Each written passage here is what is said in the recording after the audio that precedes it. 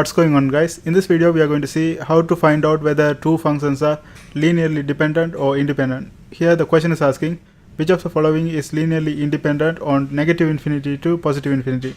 Here we have four things given. Let's look at the first one.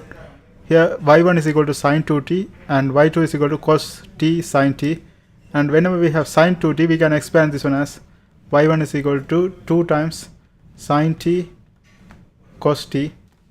So if this is 2 times sine t cos t, then we can make a relationship between y1 and y2 like y1 is equal to 2y2. So here we have y2 is a constant multiplication of y1, like we can make this one equivalent to y1 by multiplying by a constant. So it means this is linearly dependent. So this is not the choice because the question is asking for the linearly independent.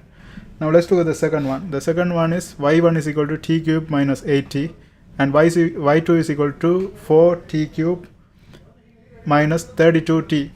Now here the thing is, can we make this y2 into y1? To make this y2 into y1, if you divide everything by 4, because you can see like if you divide this 4 by 4, this is going to become 1, and if you divide this 32 by 8, that's going to become 8. I mean 32 by 4, that's going to become 8. That's what we want, because if we can make this one a constant multiplication of y1, then it's definitely linearly dependent. So let's go ahead and see how we can do that. Here we can write this one as y2 is equal to 1 over y1 is equal to actually y1 is equal to 1 over 4 times 4t cube minus 32t. So instead of this all these functions, we can replace this one with y2, 1 over 4 y2. So y1 is equal to a constant multiplication of y2. So this is also linearly dependent. Now let's look at the third one. The third one is y1 is equal to 1 minus sine square t and y2 is equal to 2 cos square t.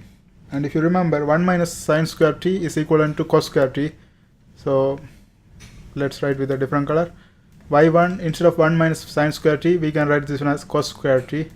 If this is cos square t, then y1 is going to be equivalent to half of y2. If we divide this one by half, that's going to be equivalent to y1. Okay, so this is also a constant multiplication. Like if we multiply by a constant, we can get y1. It means this is also linearly dependent. And here let's look at the d part. D part is y1 is equal to e power 3t and y2 is equal to t times e power 3t. It means we are multiplying by t, but t is not a constant because constant has to be some values, number, something like that. Here we have t. Therefore, this is not linearly dependent. So this is linearly independent. That's what the question is asking us to find. Linearly independent. Therefore, this is our solution. Okay, I hope you guys find this video helpful. Thanks for watching. And if you're trying to learn differential equation, there are a bunch of videos in my playlist. I hope you guys watch that too.